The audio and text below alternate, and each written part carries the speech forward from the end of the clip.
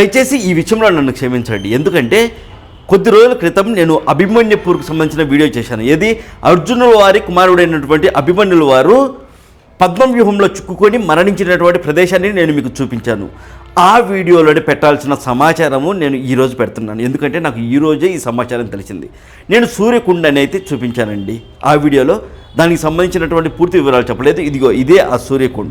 ఈ సూర్యకుండకు ఉన్నటువంటి ప్రత్యేకత ఏంటి అంటే, ఇక్కడ ఈ ప్రదేశంలో దీనిని అదితి తీర్థం అని కూడా పిలుస్తారు. పురాతన అదితి వనంలో ఉన్న ఈ ప్రదేశంలో అదితిదేవి కుమారుడిని పొందడం కోసం 1000 సంవత్సరాలు తపస్సు చేసింది. వామన పురాణం ప్రకారం ఈ ప్రదేశాన్ని సందర్శించడం అత్యంత పుణ్యకార్యంగా పరిగణించబడుతుంది. సూర్యకుండ్ సరోవర్ అంటారు దీన్ని. అధికారిక కురుక్షేత్ర పర్యాటక సమాచారం ప్రకారం అదితి తీర్థానికి అనుబంధంగా ఉన్న ఈ పవిత్ర కొలనులోనే మార్తాండ అంటే సూర్యదేవుడు జన్మించాడు అని నమ్ముతారు. బంకండి మహాదేవ్ ఆలయం కూడా ఇక్కడ ఉంది. గ్రామంలోని అదితి తీర్థం మరియు సూర్యకుండ సమీపంలోనే ఉన్న ఒక పురాతన శివాలయం, అది కూడా నేను మీకు చూపిస్తున్నాను. ఈ ప్రదేశాన్ని మిస్ చేసినందుకు క్షమించండి. సూర్య భగవంతుల వారు జన్మించినటువంటి ప్రదేశం అండి ఇది. అంతేకాదు అదితి మాత అలాగే కశ్యప మహర్షి ఇద్దరు కూడా కొన్ని 1000 సంవత్సరాలు ఇక్కడ తపస్సు చేసుకున్నారు ఈ సూర్యకుండ దగ్గర. ఇది మిస్ చేశాను ఆ వీడియోలో పెట్టడం. అభిమన్యుల వారికి సంబంధించినటువంటి పద్మవ్యూహం వీడియో ఒక్కటి పెట్టి వదిలేశాను. మీరు అక్కడికి వెళ్ళినప్పుడు, అది చూడడానికి వెళ్ళినప్పుడు, ఆ ప్రదేశాన్ని చూడడానికి వెళ్ళినప్పుడు ఇక్కడ కూడా వచ్చి ఇక్కడ కూడా దర్శించుకోండి. చాలా పుణ్య ఫలితం అయితే మీకు వస్తుంది. ఇప్పుడు మళ్ళీ వీడియోలకైతే వెళ్దాం. మహాభారత యుద్ధం 18వ రోజుకు చేరుకుంది. అయితే కౌరవ పక్షాన ఉన్నటువంటి భీష్మ, ద్రోణ, కర్ణ వంటి మహాయోధులందరూ మరణించారు.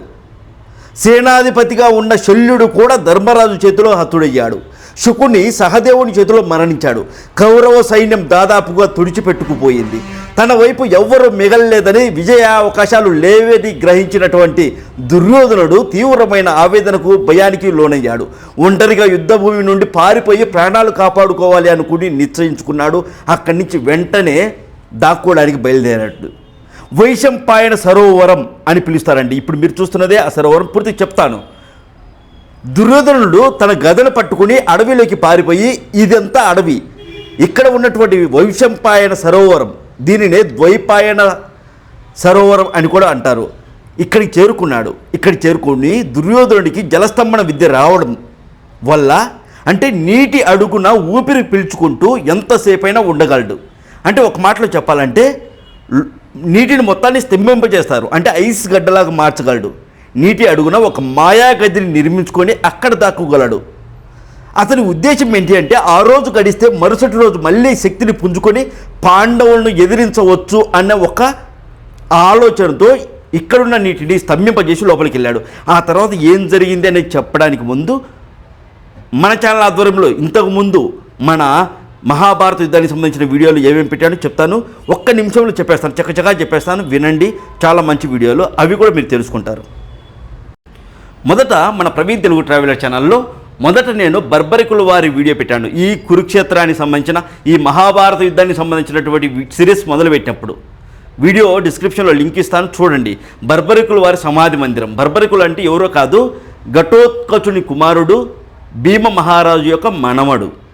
ఈ బర్బరికుల వారు తలుచుకుంటే కేవలం 3 బాణాలతో ఒకే ఒక్క నిమిషంలో కురుక్షేత్ర యుద్ధాన్ని మొత్తాన్ని కూడా అయిపోగొట్టగలడు.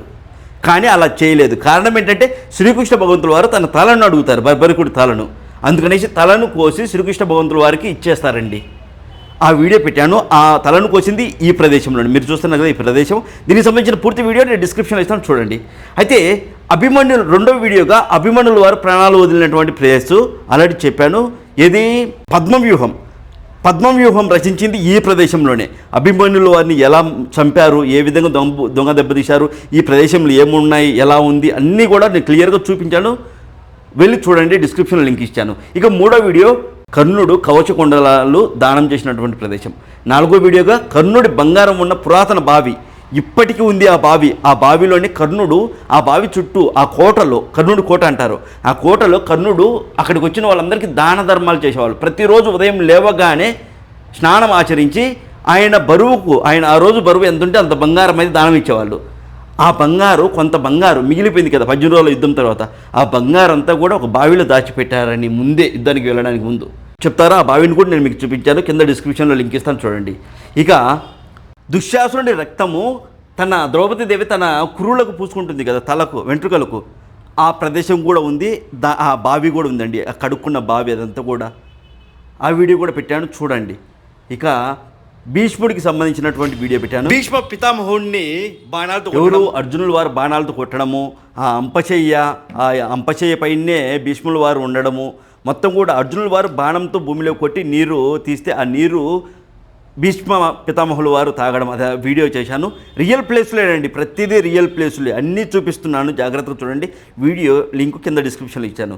ఇక ఇప్పుడు ఈ వీడియోలో దుర్యోధనుడి తొడలు విరగొట్టిన ప్లేసు, అలాగే దుర్యోధనుడు చివరి రోజున దాక్కున్నటువంటి సరోవరం, రెండు కూడా ఈ వీడియోలో నేను మీకు చూపిస్తున్నాను. ఎవరు స్కిప్ చేయొద్దు, పూర్తిగా అది చూడండి, చాలా బాగుంటుంది వీడియో.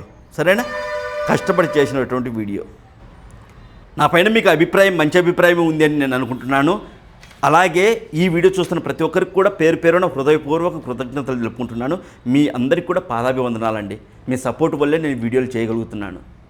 ఇప్పటివరకు ఎవరైనా సబ్స్క్రైబ్ చేయని వాళ్ళంటే ఇప్పుడే సబ్స్క్రైబ్ చేయండి మన ప్రవీణ్ తెలుగు ట్రావెలర్ ఛానల్ని.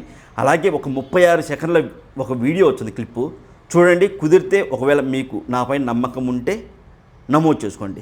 36 సెకండ్ల తర్వాత మళ్ళీ వీడియో స్టార్ట్ అవుతుంది. ఎవరు వెళ్ళిపోకండి ప్లీజ్, దయచేసి. చాలా మంచి వీడియో. ఎక్కడెక్కడో గుళ్ళు గోపురాలు తిరిగి పూజలు చేయించుకొని సమస్యలు తీరక సతమతమవుతున్న వాళ్ళకి మంచి అవకాశం. మన ఛానల్ ఆధ్వర్యంలో శ్రీ లక్ష్మీ గణపతి కుబేర హోమం జరిపిస్తున్నాము. మీ సమస్యను పంపి గోత్రనామాలు నమోదు చేసుకోండి. అనుభవజ్ఞులైనటువంటి వేద పండితులతో ఈ హోమం జరపబడును. వీడియో కూడా నేను మీకు పంపుతానండి, మీ పేర్లు గోత్రనామాలు చదివేది. మీ సమస్య తీరితే ఆ పరమేశ్వరుడికి కృతజ్ఞతలు తెలపండి చాలు. కేవలం 999 రూపాయలతో ఈ హోమం జరపబడును. అందులో 600 రూపాయలు విలువ చేసి కరుంగలి బ్రేస్లెట్ కూడా ప్రసాదంగా మీకు పంపబడును.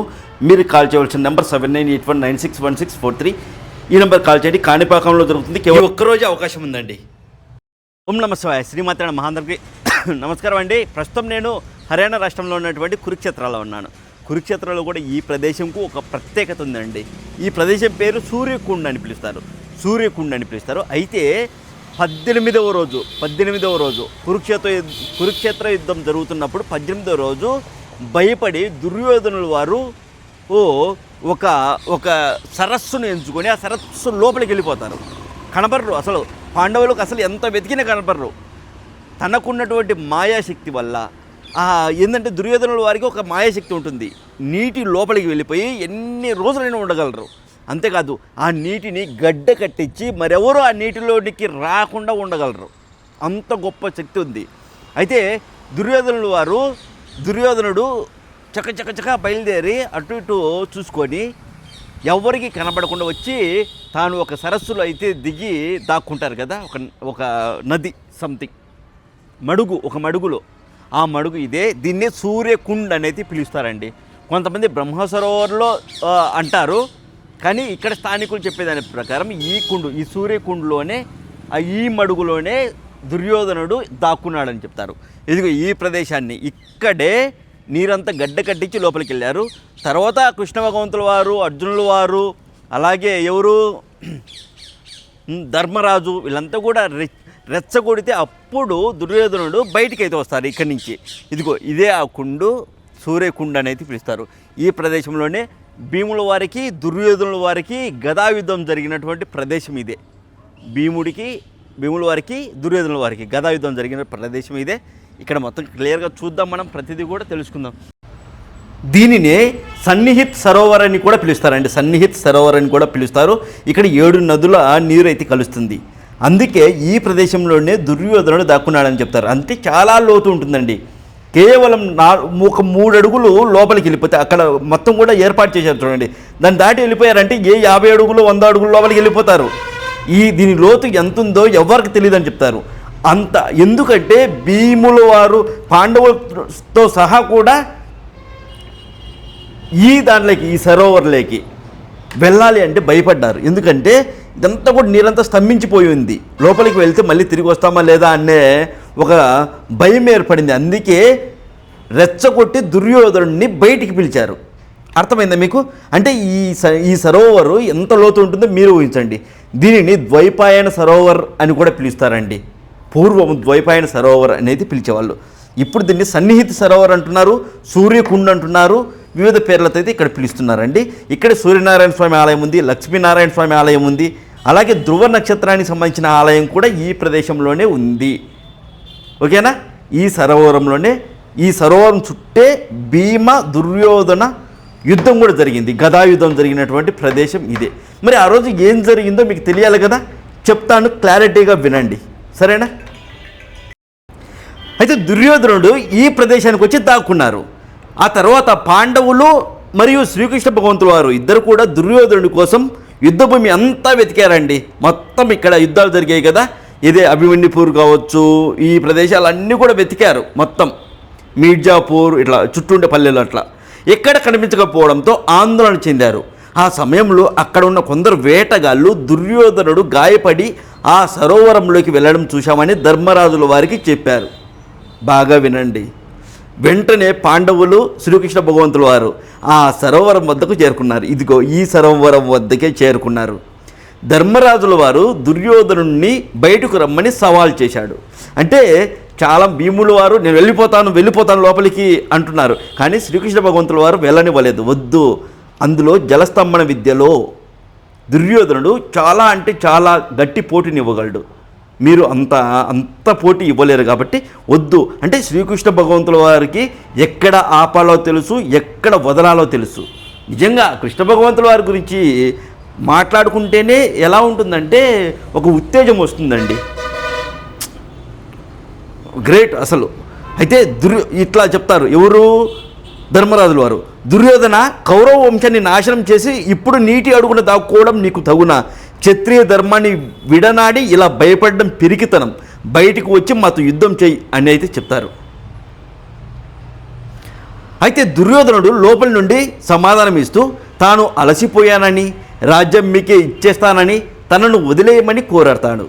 కానీ ధర్మరాజు ఒప్పుకోలేదు. అప్పుడు దుర్యోధనుడు, సరే మీ 5గురిలో ఎవరితోనైనా యుద్ధం చేస్తాను, నన్ను గెలిస్తే రాజ్యం మీదే అన్నాడు.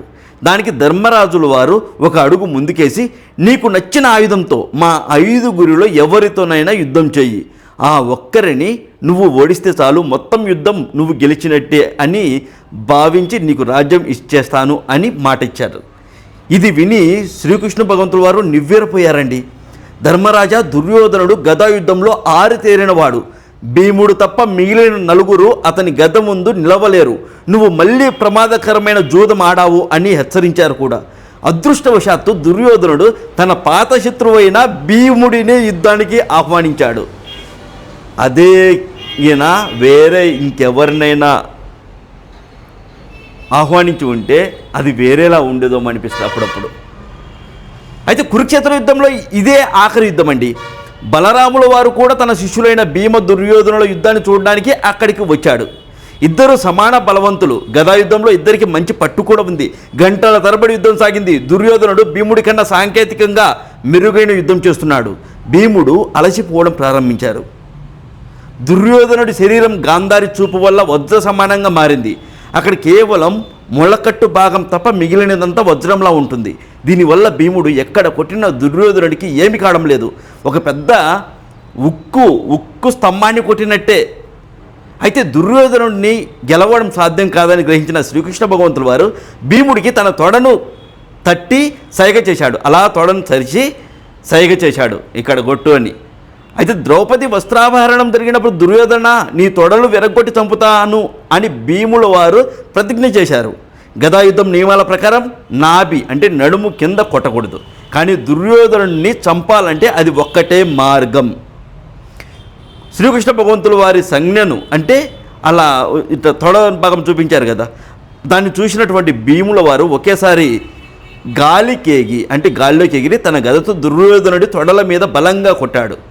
దుర్యోధనుడు విలవిలలాడుతూ కింద పడిపోయాడు. దుర్యోధనుడి తొడలు విరిగిపోవడంతో యుద్ధం ముగిసింది. కానీ బలరాముల వారు కోపగించుకున్నారు నియమ ఉల్లంఘన జరిగినందుకు. కానీ శ్రీకృష్ణ భగవంతుల వారు అతనికి శాంతింపచేశారు. అది వేరే వర్షన్ ఉందండి, చాలా బాగుంటుంది, నేను చదివాను. దుర్యోధనుడు ప్రాణాపాయ స్థితిలో ఉండగా పాండవులు విజయం సాధించినట్లుగా ప్రకటించారు. ఇక 18వ రోజే ఇదంతా కూడా జరిగిందండి. వైశంపాయన సరోవర తీరం అని పిలుస్తారండి ఈ ప్రదేశాన్ని. ఇక్కడికి వచ్చాక నేను ఈ ప్రదేశం కోసం ఎన్ని చోట్ల వెతికానో నాకు తెలుసు. ఇక్కడ ఉన్న స్థానికులను కూడా అడిగి తెలుసుకున్నాను. మొత్తం మీద వాళ్ళు చెప్పింది ఏంటంటే దుర్యోధనుడు దాక్కున్నటువంటి ప్రదేశము అడవిలో ఉండేది, పైగా ఇది కురుక్షేత్రానికి ఇవన్నీ కూడా సరస్సులు అండి. ఇవన్నీ కూడా మొత్తం కూడా బ్రహ్మసరోవర్ అని, సూర్యకుండని, ఇవి ఇప్పుడు నేను చెప్పాను కదా, సన్నిహిత సరోవర్ అని, ఈ సరోవరాలన్నీ కూడా అడవి ప్రాంతంలోనే ఉండేటివి. ఇక యుద్ధం అంటారా, యుద్ధం మొత్తం జరిగింది ఎక్కడ? పల్లెలు ఉన్నాయి ఇక్కడ పక్కనే. అభిమన్యుపూర్ కావచ్చు, అలాగే మీర్జాపూర్, ఇదంతా ఒక మొత్తము పెద్దది, ఎన్నో వందల ఎకరాలు, మొత్తం ప్రపంచం దేశం అంతా కూడా ఇక్కడ యుద్ధంలో పాల్గొనింది కదా. అది ఇక్కడ వాళ్ళందరినీ కనుక్కుంటే మొత్తం మీద ఈ ప్రదేశమే అని నిర్ణయించారు. ఓకే, సరేనా? ఓం నమః శివాయ. ఇంకా చాలా ఇక్కడ మీకు చెప్పాను కదా, సూర్యనారాయణ స్వామి ఆలయము, లక్ష్మీనారాయణ స్వామి ఆలయము, ఇవన్నీ కూడా ఉన్నాయి. మీరు వెళ్ళినప్పుడు దర్శించండి. చాలా మంచి పురాతన ఆలయాలు. ఇప్పటికే వీడియో లెంత్ చాలా ఎక్కువైంది. ఇంతకంటే ఎక్కువ పెడితే మీరు చూడరు నాకు తెలుసు. ఒకవేళ ఇంతకంటే ఎక్కువ పెట్టినా మేము చూస్తాము అంటే కనుక నెక్స్ట్ వీడియో నుంచి నేను అదే పని చేస్తాను. చాలా మంచి సమాచారం అయితే నేను అందించాను అనుకుంటున్నాను. మీకు ఒకవేళ నచ్చితే దయచేసి కింద వీడియో కింద నచ్చింది అని, చాలా మంచి సమాచారం అని కామెంట్ పెట్టండి. ఒకవేళ నచ్చకపోతే నచ్చలేదు అని కామెంట్ పెట్టచ్చు, ఇబ్బంది ఏం లేదండి. అంటే నా తప్పులు ఏమైనా ఉంటే నేను తెలుసుకుంటాను కదా. ఇదో మహాభారత కాలానికి సంబంధించినటువంటి ప్రాచీన శ్రీ విష్ణు గుహ, అంటే విష్ణుమూర్తి తవ్వినటువంటి బావి, విష్ణు చక్రంతో తవ్వినటువంటి బావి. ఈ ప్రదేశాన్ని లక్ష్మీనారాయణ స్వామి ఆలయం పక్కనే ఉంటుంది, చూడండి. విష్ణుమూర్తి తవ్వినటువంటి బావి. ఇలా ప్రదేశాలు చాలా ఉన్నాయి. నేను కురుక్షేత్రం వెళ్ళినప్పుడు ఇవన్నీ కూడా చూశానండి. చాలా సంతోషం అనిపించింది. అంటే మళ్ళీ ఎప్పుడు చూస్తామో తెలియదు కదా, జీవితం ఎప్పుడు ఎలా ఉంటుందో తెలియదు. అందుకే మీరు కూడా కురుక్షేత్రం వెళ్ళినప్పుడు తప్పకుండా ఇవన్నీ కూడా చూడండి. ప్రతిదీ కూడా చాలా అద్భుతమైనటువంటి ప్రదేశాలండి. ఈ వీడియోకి లైక్ కొట్టండి. ఈ వీడియోని మీ ఫ్రెండ్స్కు, ఫ్యామిలీ మెంబర్స్కు షేర్ చేయండి, సరేనా? మాకు మంచి కామెంట్ అయితే పెట్టండి ప్లీజ్. అందరికీ నమస్కారం. నేను మీ ప్రవీణ్. మీరు చూస్తున్నారు ప్రవీణ్ తెలుగు ట్రావెల్ ఛానల్. నేను మీకు తెలుసు, అందరిలాగా ఒక చిన్న ప్రోడక్ట్లు తీసుకొచ్చి ఇది ధరించడం వల్ల మీరు కోట్లు సంపాదిస్తారు, లేదంటే మీరు రాజకీయంగా అభివృద్ధి చెందుతారు, లేదంటే మీకు ఒక కొత్త జీవితము మొదలవుతుంది, ఇలాంటి మాటలు అయితే నేను చెప్పనండి. కోట్లు సంపాదిస్తారు ఇలాంటి మాటలు చెప్తూ ఉంటారు కదా, అలా నేను చెప్పను. ముందుగా నేను మీకు ఏదైనా అమ్మాలనుకుంటే దానికి ముందుగా నేను ధరించి దానివల్ల నాకు మంచి ఫలితాలు వస్తున్నాయి, లేదంటే నాకు ఆరోగ్యం బాగుంది, ఆర్థికంగా నేను బాగున్నాను, లేదంటే ఎప్పటి నుంచో ఆగిపోయిన పనులు, జరగాల్సిన పనులు వెంటనే జరగడం, ఇలాంటివి జరిగితేనే నేను అమ్ముతానండి. అలాగే దీని పేరు వచ్చేసి మనీ మ్యాగ్నెట్ బ్రాస్లెట్ నేను ధరించడం అయితే జరిగింది ఈ మధ్యనే. అంటే చాలామంది మనీ మ్యాగ్నెట్ బ్రాస్లెట్ ధరించడం వల్ల చాలా మంచి ఉపయోగాలు అయితే జరిగాయి, ఆర్థికంగా స్థిరపడ్డాము, లేదంటే జరగాల్సిన పనులు జరిగాయని నాకు చెప్పారు. అప్పుడు నేను వెంటనే ఈ మనీ మ్యాగ్నెట్ బ్రాస్లెట్ అయితే నేను తీసుకున్నాను. వెంటనే నాకు జరగాల్సిన పని ఒకటి, చాలా నెలలుగా ఆగిపోతూ వస్తున్నటువంటి ఒక పని జరిగింది. దానివల్ల నేను నమ్మడం అయితే జరిగింది. సో ఎవరైతే పనులు ఆగిపోయి ఉంటాయో, ఆర్థికంగా అంతంత మాత్రంగా ఉంటారో, డబ్బును ఆకర్షించే బ్రాస్లెట్ అని చెప్పచ్చు, మనీ మ్యాగ్నెట్ బ్రాస్లెట్. ఈ బ్రాస్లెట్ ధరించడం వల్ల మంచి జరిగిందండి నాకైతే. నేను నమ్మకంగా చెప్తున్నాను, మనస్ఫూర్తిగా. అందువల్లే నేను నమ్మడం వల్లే మీకు అందించాలి అనుకుంటున్నాను. కేవలం 799 రూపాయలండి ఈ మనీ మ్యాగ్నెట్ బ్రాస్లెట్. కేవలం 799 రూపాయలు. ఖచ్చితంగా చాలా పనులు, ఆగిపోయిన పనులు, చాలా పనులు విజయవంతంగా పూర్తవుతాయి. అంతేకాదు డబ్బు కూడా, ఇది మనీ మ్యాగ్నెట్ బ్రాస్లెట్ కదా, డబ్బును ఆకర్షించే ఒక బ్రాస్లెట్. ఇందులో అనేక రకాల స్టోన్స్ అయితే ఉన్నాయండి. ఇందులో అనేక రకాల స్టోన్స్ ఉన్నాయి. ప్రతి స్టోన్ గురించి నేను ఎక్స్ప్లెయిన్ చేస్తాను, ఏది ఎందుకు ఉపయోగపడుతుంది అనేది కూడా. సో కేవలం 799 రూపాయలకే మీకు వస్తుంది, సరేనా? నన్ను నమ్మి ధరించండి, నా జీవితంలో మార్పు వస్తుంది. నాకు జరిగినట్లుగా మీకు కూడా అనేక ఆగిపోయిన పనులు జరగచ్చు కూడా. ఇది ఒకటి గుర్తుపెట్టుకోండి, సరేనా? ఓం నమః శివాయ. శ్రీమాత్రే నమః. హరి ఓం.